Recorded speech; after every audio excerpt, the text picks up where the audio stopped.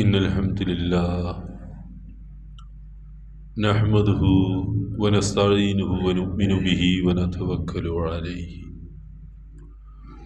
ونعوذ بالله من شرور أنفسنا ومن سيئات أعمالنا من يهده الله فلا مضل له ومن يضلل فلا هادي له وأشهد أن لا إله إلا الله وأشهد أن محمدا عبده ورسوله أرسله بالهدى ودين الحق ليظهره على الدين كله ولو كره المشركون اللهم صل على محمد وعلى آل محمد كما صليت على إبراهيم وعلى آل إبراهيم اللهم بارك على محمد وعلى آل محمد كما باركت على آل إبراهيم إنك حميد مجيد أما بعد فإن خير الحديث كلام الله وخير الهدي هدي محمد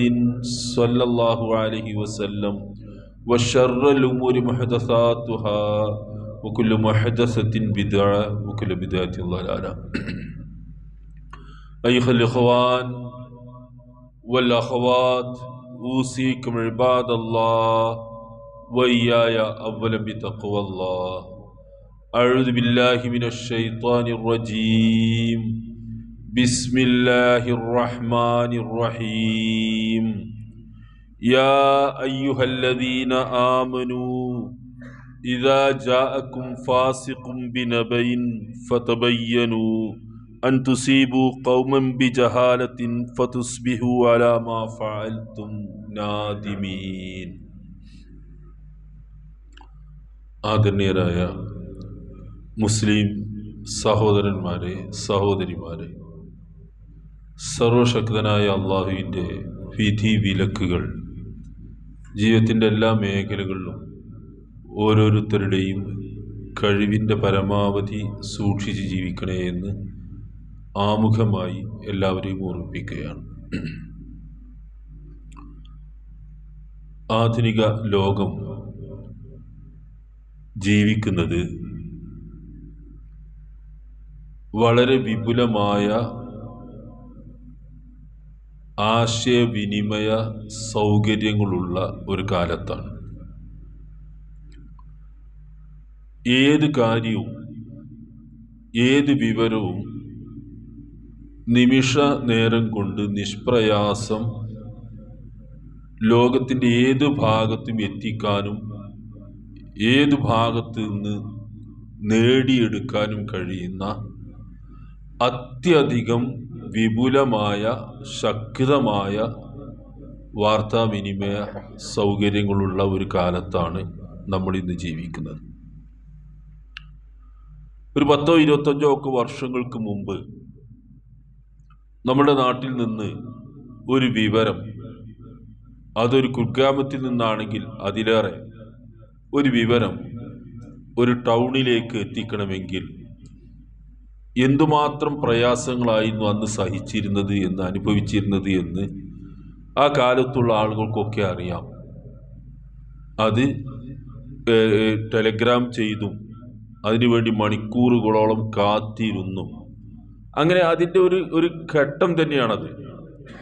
അങ്ങനെ ഒരു കാലത്ത് നിന്നാണ് നമ്മളിങ്ങനെ പരിണമിച്ച് പരിവർത്തിച്ച് പുരോഗമിച്ച് ഇങ്ങനെ വന്ന് ഇപ്പോൾ ഒരു സെക്കൻഡ് കൊണ്ട് അതിൻ്റെ ചെറിയ ഭാഗങ്ങൾ കൊണ്ട് തന്നെ ലോകത്തിൻ്റെ എല്ലാ ഭാഗത്തേക്കും വിവരങ്ങൾ കൈമാറാനും എവിടെയുള്ള വിവരങ്ങളും നമ്മളുടെ അടുക്കിലേക്ക് എത്തിക്കാനും കഴിയുന്ന അതിവിപുലമായ സൗകര്യങ്ങളും സങ്കേതങ്ങളൊക്കെ സ്വായത്തമാക്കി ജീവിക്കുന്ന ഒരു മനുഷ്യരാണ് നമ്മൾ ആരെങ്കിലും ഏതെങ്കിലും ഒരാൾക്ക് അതിൽ നിന്ന് മുക്തനാകാൻ കഴിയുന്നില്ല. വളരെ ഗ്രാമപ്രദേശങ്ങളിൽ താമസിക്കുന്ന ഒരു കർഷകനോ ഏതെങ്കിലും കുടിലിൽ താമസിക്കുന്ന ആളാണെങ്കിൽ പോലും അയാളുടെ കൈവശം പോലും ഈ മാധ്യമങ്ങൾ, ഈ സോഷ്യൽ മീഡിയയുടെ സൗകര്യങ്ങൾ ഉപയോഗപ്പെടുത്തുന്നുണ്ട്. ഇത് നമ്മൾക്ക് വലിയൊരു അനുഗ്രഹമാണ്.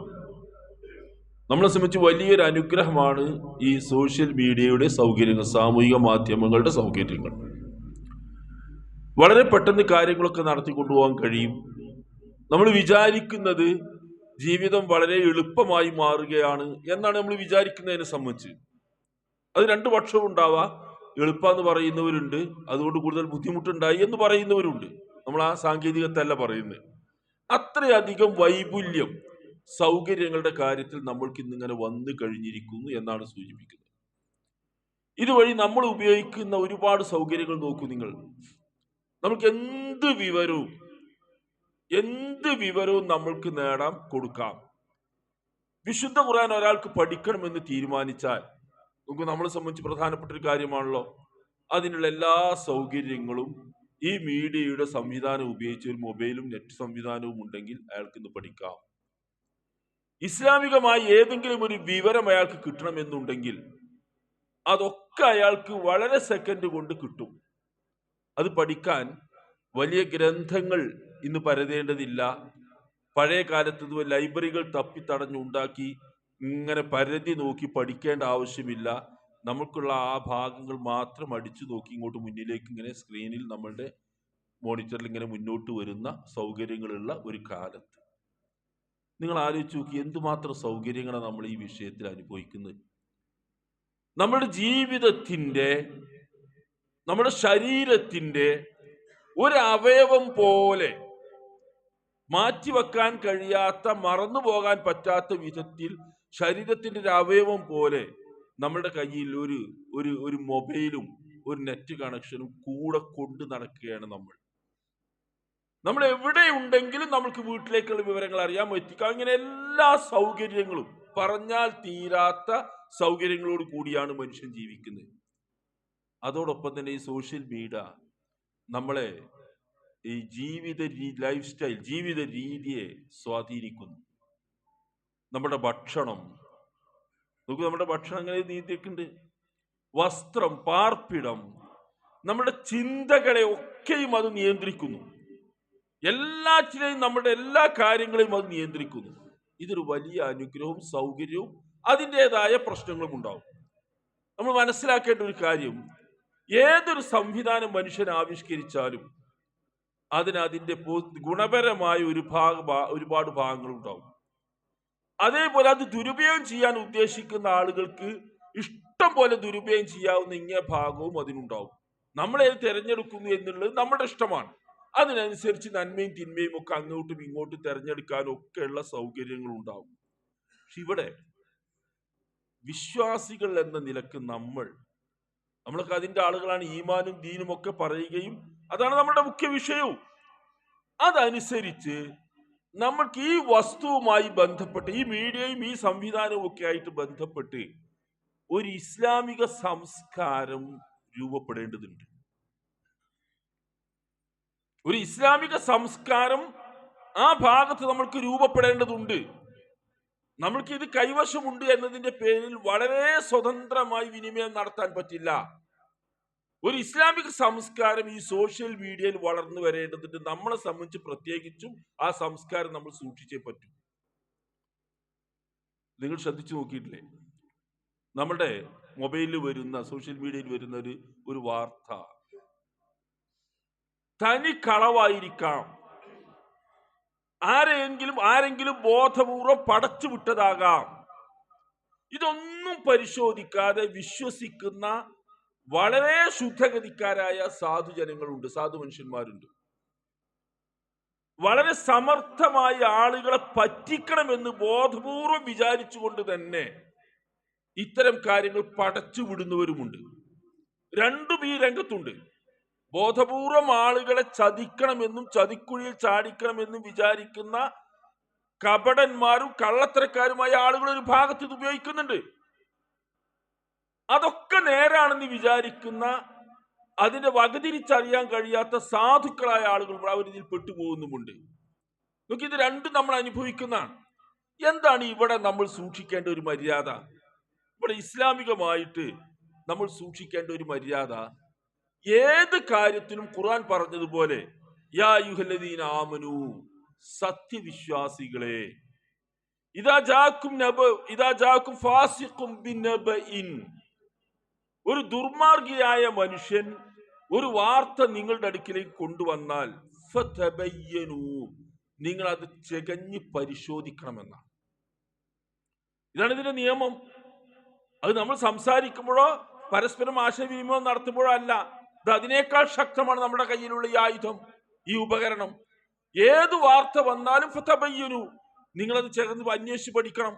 ശരിയാണോ തെറ്റാണോ എന്ന് അന്വേഷിക്കണം. അൻ തുസീബു ഖൗമൻ ബിജഹാലത്തിൻ, ഖുർആൻ അതിന് പറയുന്ന കാരണം ഒരു വിഭാഗം ആളുകൾ ഒരബദ്ധത്തിൽ ചാടാതിരിക്കാൻ വേണ്ടി, വിഡ്ഢിത്തത്തിൽ പെട്ടുപോകാതിരിക്കാൻ വേണ്ടി. ഫതുസ്ബിഹു അലാ മാ ഫഅൽതും നാദിമീൻ, അങ്ങനെ വന്നാൽ നിങ്ങൾ ചെയ്തതിന്റെ പേരിൽ പിന്നീട് നിങ്ങൾക്ക് ഖേദം അനുഭവപ്പെടുമെന്നാണ്. പിന്നീട് നിങ്ങൾക്ക് ആ ഖേദം കൊണ്ട് പിന്നീട് വലിയ ഫലം സംഭവിക്കില്ല. ചെയ്യേണ്ടതും സംഭവിക്കേണ്ടതും ഒക്കെ നാട്ടിൽ നടന്നു കഴിഞ്ഞിട്ടുണ്ടാവും. നോക്കൂ, നമ്മളെ പല ആളുകളും ഈ സോഷ്യൽ മീഡിയയിൽ വരുന്ന ഒരു വാർത്ത, അതിൽ തന്നെ മുഴുകിയിരിക്കുന്ന ചില ആളുകളുണ്ട്. കൗതുകം തോന്നും, അല്ലെങ്കിൽ ഹരം തോന്നും, അല്ലെങ്കിൽ അയാൾക്ക് ഇഷ്ടപ്പെടാത്ത ഒരാളെ പറ്റിയായിരിക്കും. ഉടനെ അയാൾ അത് പ്രസ് ചെയ്ത് ലോകത്തിന്റെ എല്ലാ ഭാഗത്തേക്കും ഫോർവേഡ് ചെയ്യും. ഇയാൾ വിചാരിക്കുന്നത് വളരെ നിസ്സാരമായ ഒരു കാര്യമാണ് അയാൾ ചെയ്യുന്നതെന്നാണ്. ഞാൻ എന്താ വിരലോട് ഇങ്ങനെ അമർത്തുന്നല്ലുള്ളൂ. പക്ഷെ ആയിരക്കണക്കിന് ആളുകളിലേക്ക്, 10,000-കണക്കിന് ആളുകളിലേക്ക് ആ മെസ്സേജ് ഫോർവേഡ് ചെയ്ത് പോയി കഴിഞ്ഞു. അവരിലേക്കൊക്കെ ആ തിന്മ നമ്മൾ വഴി എത്തിക്കഴിഞ്ഞു. അതിന് ഉത്തരവാദിത്തം ആർക്കാണെന്ന് അറിയുന്നത്? ആ ഫോർവേഡ് ചെയ്ത മനുഷ്യനെ, നമ്മുടെ ആ വിരൽ അമർത്തിയ ആ മനുഷ്യനാണ് അതിന്റെ ഉത്തരവാദിത്തം ഉള്ളത്. അയാൾ പടച്ചവന്റെ മുമ്പിൽ വിചാരണയ്ക്ക് വരുന്ന വിഷയമാണത്.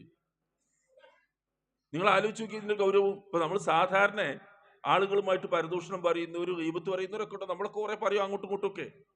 ഈ പറയുന്നത് എന്താണ്? ഒരാളെന്ന് പറഞ്ഞു, അവിടെ കഴിഞ്ഞ വിഷയം. അത് പൊരുത്തപ്പിടിക്കുക, പറഞ്ഞു തീർക്കുകയൊക്കെ ചെയ്യാം, തിരുത്തുകയും ചെയ്യാം. ഇവിടെ അതിനുള്ള എല്ലാ സാധ്യതയും അടഞ്ഞൊരു മേഖലയാണിത്. നമ്മൾക്കറിയാത്ത, ആരും അറിയാത്ത ഒരുപാട് ആളുകളിലേക്ക് സെക്കൻഡുകൾ കൊണ്ട് സന്ദേശം കൈമാറിക്കഴിഞ്ഞു. അത് തിരിച്ചു പിടിക്കാൻ കഴിയില്ല, തിരുത്താനും കഴിയില്ല. അത്രയധികം ഗൗരവമുള്ള ഒരു വിഷയമാണ്. നമ്മുടെ ആളുകൾ നിസ്സാരമായിട്ട് നിത്യേന എന്നോണം അങ്ങോട്ടും ഇങ്ങോട്ടും ഒക്കെ കൈകാര്യം ചെയ്തുകൊണ്ടിരിക്കും. ഖുർആൻ പറഞ്ഞു ഫതബയ്യനൂ, നിങ്ങൾ അത് പരിശോധിക്കണം എന്നാണ്. എന്താ ഇവിടെ നമ്മൾ സൂക്ഷിക്കേണ്ട ഒരു അദബ്, ഒരു മര്യാദ? റസൂൽ പറഞ്ഞ കുറെ കാര്യങ്ങളുണ്ട് ഈ വിഷയത്തിൽ. റസൂൽ സല്ലല്ലാഹു അലൈഹി വസല്ലം പറഞ്ഞു തരുന്നത് നമുക്ക് ഈ സംസാരിക്കുന്ന വാർത്തകളും വർത്തമാനങ്ങളും ഒക്കെ ഈ ശ്രദ്ധിക്കേണ്ട കാര്യങ്ങൾ റസൂൽ പറയുന്നത്. നഹാ റസൂലുള്ളാഹി സ്വല്ലല്ലാഹു അലൈഹി വസല്ലം അൻ ഖാല വൽ ഖീൽ. റസൂൽ പറഞ്ഞ ഒരു വാക്കതാണ്, ഈ കേട്ടു, ഇയാൾ പറഞ്ഞു, ഇങ്ങനെ ഞാൻ പറയുന്നത് കേട്ടു എന്ന് പറയുന്ന രീതിയിൽ സംസാരിക്കുന്നത് അള്ളാഹുവിന്റെ റസൂൽ നിരോധിച്ചിരിക്കുന്നു എന്നാണ്. അങ്ങനെ ആള് പറയുന്നുണ്ട്, മറ്റൊരാൾ ഇങ്ങനെ കേട്ടു എന്ന് പറയുന്ന ഉത്തരവാദിത്വമില്ലാത്ത ആ സംസാരമുണ്ടല്ലോ, അത് അള്ളാഹുവിന്റെ റസൂൽ നിരോധിച്ചതാണ്. അത് ഇതിന് ഇഷ്ടം പോലെ നടക്കുന്നു. നമ്മുടെ കൈവശമുള്ള മൊബൈൽ ഉപയോഗിച്ച് ഈ സോഷ്യൽ മീഡിയയിൽ നടക്കുന്ന മുഖ്യ പണി അതാണ്. എവിടുന്ന് കിട്ടുന്നതും നമ്മൾക്ക് ഹരമായിട്ട് കൈമാറുന്നു, നമ്മളുടെ വക പടച്ചു വിടുന്നു. ചിലർ നമ്മളുടെ വക ഒരു അഡീഷണൽ എന്തെങ്കിലും ചേർത്തുകൊണ്ട് ഫോർവേഡ് ചെയ്തു വിടുന്നു. ഇതൊക്കെ നമ്മളുടെ ഉത്തരവാദിത്തത്തിലാണ് വരുന്നത്. റസൂൽ വിരോധിച്ച കാര്യമാണത്. നോക്കൂ, കഫാബിൽ മർഇ കദിബൻ അൻ യുകദിബ ബികുല്ലി മാ സമിഅ. റസൂൽ പറയുന്ന അങ്ങനെയാണ്. ഒരു മനുഷ്യന് കേൾക്കുന്നത് മുഴുവൻ പറയുക, കേട്ടതൊക്കെ വേറൊരാൾക്ക് പറഞ്ഞു കൊടുക്കുക എന്ന് പറയുന്നത് തന്നെ കളവായി മാറാൻ അത് തന്നെ മതിയെന്ന്. ഒരാൾ കളവ് പറയുന്നവനാകാൻ അയാൾ കേട്ടതൊക്കെ നേരാന്ന് വിചാരിച്ച് പറഞ്ഞാൽ തന്നെ മതി, പലതും കളവായിരിക്കും. നമ്മൾ ഈ കാണുന്നതും വരുന്നതൊക്കെ നേരാന്ന് വിചാരിച്ച് കൈമാറാൻ തുടങ്ങിയാൽ കളവായിരിക്കും അതിൽ മിക്കതും. നിങ്ങൾ കണ്ടിട്ടില്ലേ ഇതിന്റെ ദൂഷ്യങ്ങൾ? ആത്മഹത്യകൾ, കൊലപാതകങ്ങൾ, കുടുംബ തകർച്ചകൾ, ദാമ്പത്യ തകർച്ചകൾ മുഴുവനും ഇന്ന് ഈ ഒരൊറ്റ മീഡിയ വഴി നടക്കുന്നതാണ്. ഈ ഒരൊറ്റ മീഡിയ വഴി. ചാറ്റ് റൂം, അത് രണ്ട് വ്യക്തികൾ സ്വകാര്യമായി സംസാരിക്കുന്നതാണ്. അത് ആണാകാം, ഒരു ഭാഗത്ത് പെണ്ണുമാകാം. അവർ തമ്മിൽ വിവാഹിതരല്ല, സഹോദരിമാരോ മാതാപിതാക്കളോ ഒന്നും അല്ല. അന്യരായ പുരുഷനും അന്യനായ സ്ത്രീയും, അന്യനായ പുരുഷനും സ്ത്രീയും സംസാരിക്കുന്നു വളരെ സ്വകാര്യമായിട്ട്. അവർക്ക് എന്തും പറയാം, എന്തും ചാറ്റ് ചെയ്യാം, എന്തും സംസാരിക്കാം, അല്ല എന്തും കാണുകയും ചെയ്യാം. ആ രീതിയോളം സൗകര്യങ്ങളാണിത്. ഇതൊക്കെ മനുഷ്യൻ ദുരുപയോഗം ചെയ്യുന്നു. എന്താ അതിന്റെ ഫലം? ഈ വലിയ സൗകര്യത്തിന്റെ ഫലം നിങ്ങൾ കണ്ടിട്ടുണ്ടോ? ഒരുപാട് കുടുംബങ്ങൾ തകരുന്നു. നിങ്ങൾ സാമൂഹിക ശാസ്ത്രം പഠിക്കുന്ന ആളുകളോട്, ഇത്തരം സാമൂഹിക പ്രശ്നങ്ങൾ വിലയിരുത്തുന്ന കൗൺസിലർമാരോടും മറ്റും സംസാരിച്ചു നോക്കുക. അവർ പറഞ്ഞു തരും, മുഖ്യ കക്ഷി നമ്മുടെ കയ്യിലുള്ള മൊബൈലാണ്. ഇതിന്റെയൊക്കെ മുഖ്യ പ്രതി നമ്മുടെ കയ്യിലുള്ള മൊബൈലും അതിലൂടെ നടത്തുന്ന ചാറ്റിങ്ങും സംസാരങ്ങളുമാണ്. എല്ലായിടത്തും അവനാണ് മുഖ്യപ്രതി. അതിലൂടെ അങ്ങോട്ടും ഇങ്ങോട്ടും ആരും അറിയാതെ സംസാരിക്കാം. നോക്കൂ, നമ്മൾ ഒരു കോളേജ് വിടുന്ന ഈ ഉയർന്ന മുതിർന്ന ക്ലാസ്സിൽ പഠിക്കുന്ന കുട്ടികൾ ക്ലാസ് വിട്ടു പോകുമ്പോൾ ശ്രദ്ധിച്ചു നോക്കൂ, എല്ലാവരും ഇത് ചെവിയിൽ വെച്ചാണ് നടക്കുന്നത്. പുറമേ ഉള്ളവരൊക്കെ എന്ത് വിചാരിക്കണം? വളരെ കാര്യപ്പെട്ട എന്തോ കാര്യം സംസാരിക്കണം എല്ലാവരും വിചാരിച്ചു കൊള്ളണം എന്നാണ് അതിന്റെ വെപ്പ്. അങ്ങനെയാണ് അതിന്റെ വെപ്പ്. അങ്ങനെ ഞങ്ങൾ എന്തോ കാര്യമായിട്ട് സംസാരിക്കാൻ നിങ്ങൾ ഞങ്ങൾ ഡിസ്റ്റർബ് ചെയ്യരുത്, ഞങ്ങൾ വളരെ കാര്യമായിട്ട് സംസാരിച്ചുകൊണ്ടിരിക്കുകയാണെന്നാ. ആരായിട്ടായി സംസാരിക്കുന്നത്? എന്തായി ഈ പറയുന്നത്? നമ്മളുടെ ഒക്കെ മക്കൾ കോളേജിലും സ്കൂളിലൊക്കെ പഠിക്കുന്ന മുതിർന്ന പെൺകുട്ടികളും ആൺകുട്ടികളും ഒക്കെ ചെയ്യുന്ന പണിയാണിത്. എന്താണ്, എവിടെയാണ് തകർച്ച എന്നറിയാം നിങ്ങൾ? ആ കുടുംബം തകർന്നു പോകും, ആ കുട്ടിയുടെ ജീവിതം പൊളിഞ്ഞു പോകും, ആ വ്യക്തിയുടെ ജീവിതം തകർന്നു പോകും. എത്രയാണ് സംഭവിച്ചത് നോക്കൂ നിങ്ങൾ. ഇപ്പൊ നമ്മുടെയൊക്കെ നാട്ടിൽ വ്യാപകമായി നടക്കുന്ന ഒരു സംഗതി ഗെറ്റ് ടുഗദറുകളാണ്. 10ാം ക്ലാസ്സിൽ പഠിച്ച കുട്ടികൾ 10-40 കൊല്ലം കഴിഞ്ഞതിന് ശേഷം വലിയ ഉമ്മമാരും ഉപ്പമാരുമായിട്ട് ഗെറ്റ് ടുഗദർ ഉണ്ടാവും. ഒരു വിരോധവും ഇല്ല, നല്ലതാണ്. അനുഭവങ്ങളൊക്കെ കേൾക്കാനും പറയാൻ എല്ലാവർക്കും രസമാണ്. കോളേജിൽ പഠിച്ചൊരു ഗെറ്റ് ടുഗദർ നടത്തും. നോക്കൂ, പിറ്റേ വാർത്ത വരുന്നത് എത്ര കേസുകളാണ് നമ്മുടെ അടുത്തൊക്കെ വരുന്നത് നോക്കൂ നിങ്ങൾ. അവിടെ വെച്ച് കാണും, പണ്ട് 40 കൊല്ലം മുമ്പ് 30 കൊല്ലം മുമ്പ് കണ്ട ഓർമ്മകളൊക്കെ പുതുക്കുകയാണ്. ഒരു വിരോധവുമില്ല. ആ ഓർമ്മകളിലൊക്കെ പലതും കേറി വരുന്നു. കേറി വന്ന് മൊബൈൽ ഫോണല്ലേ, നമ്പർ എല്ലാവർക്കും കിട്ടും, ഒരു പ്രശ്നവുമില്ല. അവർ ഗ്രൂപ്പ് ഉണ്ടാക്കി, പിന്നെ പ്രശ്നമായി. ഈ അടുത്ത ദിവസവും വന്നു അങ്ങനത്തെ കേസുകൾ. ഭാര്യയും മക്കളൊക്കെ ഉള്ള ആളുകൾ ഈ ഗെറ്റ് ടുഗദറുകളിലൂടെ കുടുംബ തകർച്ചയിലേക്ക് എത്തുന്നു. വിശദീകരിക്കേണ്ടതില്ലല്ലോ. ഇതാണ് മനുഷ്യൻ. റസൂല് പറഞ്ഞു, ലാ യഖ്ലുവന്ന ഇംറാത്തുൻ ബിറജുലിൻ ഇല്ലാ വമഅഹാ ദൂ മഹ്റമിൻ. ഒരു അന്യ പുരുഷനും ഒരു അന്യ സ്ത്രീയും മഹറമായ വിവാഹബന്ധം നിഷിദ്ധമായ ഒരു പുരുഷന്റെ സാന്നിധ്യത്തിലല്ലാതെ, ഭർത്താവോ ആങ്ങളെയോ ബാപ്പയോ മക്കളോ അങ്ങനെയുള്ള ആരുടെയെങ്കിലും സാന്നിധ്യത്തിലല്ലാതെ മറ്റൊരു അന്യ പുരുഷന്റെ കൂടെ ഒറ്റക്കായി കൂടാ. ഒറ്റക്കാവുക എന്നുള്ളത് നമ്മൾക്ക് നേരത്തെ ഒരു അർത്ഥമുണ്ടായിരുന്നു. ഇത് അതിനേക്കാൾ ഒറ്റക്കാകുന്ന ഒരു മേഖലയാണിത്. ചാറ്റ് റൂം എന്ന് പറഞ്ഞാൽ ആ റൂമിനകത്ത് വേറെ ആരുമില്ല, ആരും അറിയില്ല, മറ്റൊരാരെങ്കിലും അറിയുമെന്ന ഭയമെങ്കിലും ഉണ്ടാവും. ആ ഭയം പോലും ഇല്ലാതെ ഒറ്റക്കാകാൻ കഴിയുന്ന സൗകര്യത്തിലാണ് നമ്മളുടെ സോഷ്യൽ മീഡിയയുടെ സൗകര്യങ്ങളുള്ളത്. നമ്മൾ ജാഗ്രത പുലർത്തിയേ പറ്റൂ. ഒരു ഇസ്ലാമിക സംസ്കാരം അതാണ് ഉദ്ദേശിക്കുന്നത്. നമ്മൾക്ക് ഈ മീഡിയ മേഖലയിൽ വേണം നമ്മൾക്കൊരു ഇസ്ലാമിക സംസ്കാരം.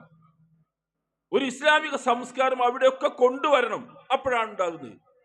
നമുക്ക് ചില കാര്യങ്ങളിലൊക്കെ നമ്മൾ വ്യക്തിഹത്യ നടത്തിയിട്ടുണ്ടാവും. വരുന്ന വാർത്ത വ്യാജമായിരിക്കും. ആ വ്യക്തികളെ പോയി തിരുത്തേണ്ടി വരും.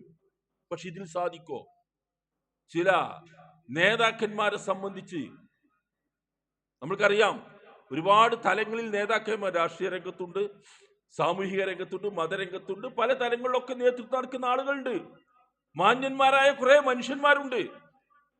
അവരടുത്തൊക്കെ വരുന്ന ഏതെങ്കിലും ചെറുതായ നിസ്സാര കാര്യങ്ങൾ പൊലിപ്പിച്ച് കാണിച്ച് ഈ മീഡിയകളിൽ പ്രചരിപ്പിക്കുന്നു. ആ വ്യക്തി ഹത്യ നടത്തുന്നു, ആ വ്യക്തിയുടെ ജീവിതം തകർക്കുന്നു, കുടുംബം തകർക്കുന്നു. അത് ആസ്വദിക്കുന്ന ഇങ്ങേ ഭാഗത്തിരുന്ന് നിങ്ങൾ ആലോചിച്ച് നോക്കൂ. ഇത്തരം വ്യക്തികൾ ഈ ചോര കുടിക്കുന്ന ഈ വ്യക്തികൾക്ക് അയാളോട് തിരുത്താൻ കഴിയില്ല. കാരണം അതൊരു വ്യക്തിയല്ല, അത് ലോകം മുഴുവൻ എത്തിക്കഴിഞ്ഞു. ലോകത്തിന്റെ എല്ലാ ഭാഗത്തും എത്തിക്കഴിഞ്ഞു. തിരുത്താൻ കഴിയില്ല. ചില സ്ഥാപനങ്ങളെ പറ്റി പറഞ്ഞുണ്ടാക്കുന്നത് അത് തിരുത്താൻ കഴിയില്ല. സംഘടനകളെ പറ്റി പറഞ്ഞുണ്ടാക്കുന്നത്, പൊതു നേതൃത്വത്തെ പറ്റി പറഞ്ഞുണ്ടാക്കുന്നത്, ഇതൊന്നും തിരുത്താൻ കഴിയില്ല. അതങ്ങനെ പ്രചരിച്ചു കഴിഞ്ഞു. നമ്മളുടെ പേരിൽ കാലങ്ങൾ കഴിഞ്ഞാലും അത് നിലനിൽക്കുകയാണ്, വർഷങ്ങൾ കഴിഞ്ഞാലും നിലനിൽക്കുകയാണ്. നിങ്ങൾ ആലോചിക്കുക, എന്തൊരു അപകടമാണിത്.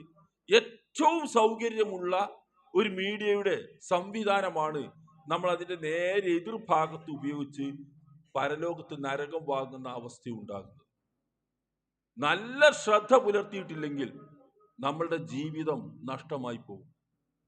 നോക്കൂ, നമ്മുടെ ഈ യുവാക്കളും യുവതികളൊക്കെ, പ്രത്യേകിച്ച് പെൺകുട്ടികളൊക്കെ, ഇതിങ്ങനെ ആരെങ്കിലും ഒക്കെ ആയിട്ട് മീഡിയയിൽ കിട്ടും, അവരായിട്ട് ഇങ്ങനെ ചാറ്റ് ചെയ്തുകൊണ്ടിരിക്കും, വാക്കുകളും വാഗ്ദാനങ്ങളും പ്രലോഭനങ്ങളും ഒക്കെ വരും. ചെന്ന് നോക്കും, ഇതുവരെ കാണാത്ത ആളടുത്തേക്കാണ് ഈ പോകുന്നത്. ഒരിക്കൽ പോലും കണ്ടിട്ടില്ലാത്ത, ഈ ചാറ്റിങ്ങിലല്ലാതെ വേറൊരു വിവരവും ഇല്ലാത്ത ആളാണ്. അവർ കാണിക്കുന്ന ഫോട്ടോകളുണ്ട്, ആ ഫോട്ടോകൾ വ്യാജമായിരിക്കും, അയാൾ പ്രായം കൂടിയ ആളായിരിക്കും. ഇതൊക്കെ സംഭവിക്കുന്നു. അതൊക്കെ കാണിച്ച് ഈ പെൺകുട്ടിയെ പ്രലോഭിപ്പിക്കും. ചെന്ന് നോക്കുമ്പോഴാണ്, കണ്ടുമുട്ടുമ്പോഴാണ് 10, 50, 60 ഒക്കെ വയസ്സായ ആളുകൾ. അവിടെ ചെല്ലുമ്പോൾ മാത്രം കാണുന്ന ചിത്രം അതുവരെയും നല്ല വാക്കുകൾ പറഞ്ഞ് പ്രലോഭിച്ച് നിർത്തിയിരിക്കുന്നു. ആർക്കാ നഷ്ടം വന്നത്? ഈ കുട്ടിക്ക്. നമ്മുടെ കൗമാരക്കാരായ ഈ പെൺകുട്ടിക്കും ആൺകുട്ടിക്കുമാണ് ഈ നഷ്ടം വരുന്നത്. എന്താണ് കാരണം? ഈ കൈവശമുള്ള ഈ സാധനം മാന്യമായിട്ട് ഉപയോഗിക്കാൻ പഠിക്കുന്നില്ല. ഒരു അച്ചടക്കത്തോടു കൂടി അത് ഉപയോഗിക്കാൻ പഠിക്കണം. പറയേണ്ട വാക്ക് ഒരു ഇസ്ലാമിക സംസ്കാരം ഇത് ഉപയോഗിക്കുന്നിടത്ത് ഉണ്ടാവണം. വേണമെങ്കിൽ പറയേണ്ട ഒരു കാര്യം, നമ്മളത് ഓണാക്കുന്ന സമയത്ത്, നെറ്റ് കണക്ട് ചെയ്യുന്ന ആ സമയത്ത് ഒരു അഴുതും ബിസ്മിയൊക്കെ ചൊല്ലി തുടങ്ങേണ്ട സംഗതിയാണത്. പിശാചിന്റെ ഉപദ്രവത്തിൽ നിന്ന് കാവൽ ചോദിച്ചുകൊണ്ട് അള്ളാഹുവിന്റെ പേരിൽ തുടങ്ങണം, ഖുർആൻ ഓതാനല്ല. അങ്ങനെ തുടങ്ങിയാൽ തന്നെ സൂക്ഷ്മത പുലർത്താൻ കഴിയുമോ എന്നറിയില്ല. അത്രയും അപകടകരമായ അവസ്ഥ. റസൂല് പറഞ്ഞത് ലാ യദുറു മഅ ഇസ്മിഹി ശൈഉൻ, അള്ളാഹുവിന്റെ നാമത്തിന്റെ കൂടെ, ബിസ്മില്ലാ എന്ന നാമത്തിന്റെ കൂടെ ഒരു ഉപദ്രവവും നിങ്ങൾ കേൾക്കില്ല, ഒരു അപകടത്തിൽ ചാടില്ല. ആ നാമം നമ്മുടെ മനസ്സിൽ ഉണ്ടാകാൻ വേണ്ടിയാണ്. അങ്ങനെ ചെയ്യേണ്ട ഒരവസ്ഥയുള്ള ഒരു ഉപകരണമായിട്ട് ഇത് മാറുന്നു. അപ്പൊ ആ കാര്യം നമ്മൾ ശ്രദ്ധിക്കുക. റസൂൽ ഖുർആൻ പറഞ്ഞു, വലാ തഖ്ഫു മാ ലൈസ ലക ബിഹി ഇൽമുൻ ഇന്ന സമഅ വൽ ബസറ വൽ ഫുആദ കുല്ലു ഉലൈക കാന അൻഹു മസ്ഊല. നിനക്കറിയാത്ത കാര്യങ്ങളുടെ പിന്നാലെ പോവരുത്. ഇതിൽ വരുന്നതിന്റെ ഒക്കെ പിന്നാലെ പോകണ്ട. ഇന്ന സമഅ വൽ അബ്സാറ വൽ അഫീദ, കണ്ണും കാതും കൽബ് ഹൃദയവും ഒക്കെ ചോദ്യം ചെയ്യലിന് വിധേയമാകുന്നതാണ്. അതുകൊണ്ട് അതിന് ഉത്തരം പറയാൻ ബാധ്യസ്ഥരാണ് നമ്മൾ. ആരുടെയും അഭിമാനം ധ്വംസിക്കാതിരിക്കുക, ആരുടെയും മാനക്കേടിലാക്കാതിരിക്കാൻ ശ്രമിക്കുക, കുടുംബം തകരാൻ കാരണമാകാതിരിക്കുക, സ്വന്തം ജീവിതം പൊളിഞ്ഞു പോകാതിരിക്കാനും ശ്രദ്ധിക്കുക. ഇതിനൊക്കെ ഈ സോഷ്യൽ മീഡിയ കാരണമാകുന്നുണ്ട്.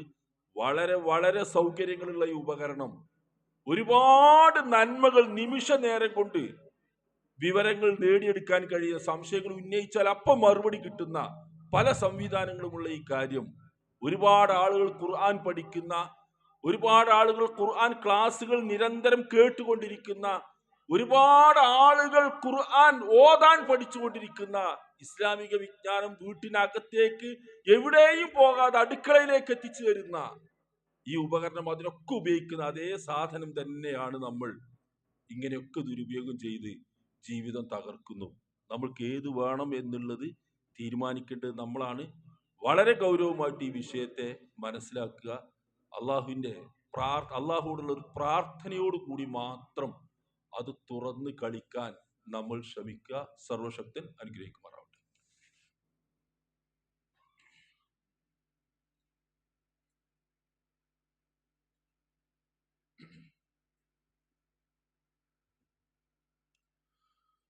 അൽഹംദുലില്ലാ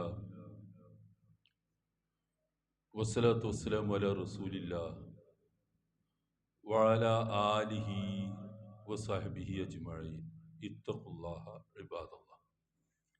അള്ളാഹുവിനെ സൂക്ഷിച്ച് ജീവിക്കണേ എന്ന് ഒരിക്കൽ കൂടി ഓരോരുത്തരെയും ഓർമ്മിപ്പിക്കുകയാണ്. നമ്മളെല്ലാവരും ഇന്ത്യ രാജ്യത്തെ പൗരന്മാരാണ്. ഈ രാജ്യത്തെ ഏതൊരു പൗരനും അവകാശപ്പെട്ടതൊക്കെ അവകാശപ്പെടുന്ന വിഭാഗമാണ്, ആളുകളാണ് നമ്മളൊക്കെ. വിഭാഗമല്ല, നമ്മളൊക്കെയും. എന്തൊക്കെ ബാധ്യതകളും ഉത്തരവാദിത്വവും ഈ രാജ്യത്തോടുണ്ടോ, ആ ബാധ്യതകളും ഉത്തരവാദിത്തങ്ങളും ഒക്കെ വന്നു ചേരുന്ന, നിർവഹിക്കാൻ ബാധ്യതയുള്ള ആളുകളാണ് നമ്മൾ. ഇവിടെ ജനിക്കുകയും ഇവിടെ വളരുകയും ഈ രാജ്യത്തിന്റെ തന്നെ ഭാഗമായി മാറുകയും എല്ലാം ചെയ്ത കൂട്ടത്തിൽ നമ്മളുടെ പൂർവികരും നമ്മളുടെ മാതാപിതാക്കളും മുതിർന്നവരും ഒക്കെ ഉണ്ട്. ഇവിടുത്തെ ഒരു പൗരന്മാരാണ്. ഒരു പുതിയ വിഷയം നമ്മുടെ മുമ്പിൽ വരുന്നത് SIR, നമ്മുടെ തെരഞ്ഞെടുപ്പുമായി ബന്ധപ്പെട്ട് വന്നൊരു പുതിയ വിഷയമാണ്. നിങ്ങളൊക്കെ സോഷ്യൽ മീഡിയ വഴി, ഇപ്പോൾ നമ്മൾ ഈ പറഞ്ഞ സോഷ്യൽ മീഡിയ വഴി അതിൻ്റെ ഡീറ്റെയിൽസ്, വിശദീകരണങ്ങളൊക്കെ നമ്മൾ അറിയുന്നുണ്ട്. ഒരു പ്രശ്നവുമില്ല. നമ്മളിതിൽ ശ്രദ്ധിക്കേണ്ട ഒരു കാര്യം, നമ്മളെല്ലാവരും ശ്രദ്ധിക്കേണ്ട ഒരു കാര്യം അറിയിക്കുകയാണ്. ഈ പുതിയ നിയമം അനുസരിച്ച് വലിയ സൗകര്യങ്ങളും ഒക്കെയാണ് അത് പറഞ്ഞു തരുന്ന ആളുകൾ നമ്മളെ ബോധ്യപ്പെടുത്തുന്നത്. അതിൽ ഏറ്റവും ആദ്യം വേണ്ട ഒരു സംഗതി, നമ്മളുടെ സമ്മതിദാന അവകാശം, വോട്ടവകാശം ഈ രാജ്യത്തിൻ്റെ ഭാഗധേയം നിർണയിക്കുന്നതിൽ നിർണായക പങ്ക് വഹിക്കുന്നൊരു ഭാഗമാണ് എന്ന് ഓരോ പൗരനും ബോധം ആവശ്യമുണ്ട്. ഒന്നുകൂടി ആവർത്തിക്കുന്നു, നമ്മൾ എലക്ഷനിൽ പങ്കെടുക്കുന്ന, അതായത് അതിൽ വോട്ട് ചെയ്യുന്ന, ആ വോട്ടവകാശം ഉപയോഗിക്കുന്നതാണ് ഈ രാജ്യത്ത് ആര് ഭരിക്കണമെന്നും എങ്ങനെ ഭരിക്കണമെന്നും ഇവിടുത്തെ സാമൂഹ്യ സംവിധാനങ്ങളും ഭരണ സംവിധാനങ്ങളും ഒക്കെ എങ്ങനെ ആയിരിക്കണമെന്ന് തീരുമാനിക്കുന്നത് നമ്മളൊക്കെ തന്നെയാണ് തീരുമാനിക്കുക. അതാണ് ഇവിടുത്തെ ജനാധിപത്യ മതേതരത്വ എന്നൊക്കെ പറയുന്ന, ഭരണഘടന പറയുന്ന കാര്യങ്ങളൊക്കെ അതാണ്. ആ കാര്യത്തിൽ ഒരു പുതിയ പരിഷ്കരണമാണ് ഇപ്പോൾ വരുന്നത്. ഇതുവരെയുള്ള എല്ലാം മരവിപ്പിച്ചു. ഇന്നലെ മുതൽ ആ സംഭവം മരവിപ്പിച്ചു കഴിഞ്ഞു. ആരും രേഖയിലില്ല. പൂർണ്ണമായും രേഖ പുതുക്കണമെന്ന് നമ്മോട് ആവശ്യപ്പെടുന്നു. ന്യായമാണ് ആ കാര്യങ്ങളൊക്കെയും. ഒരു തെറ്റിദ്ധാരണയും അതിനെപ്പറ്റി ആവശ്യമില്ല.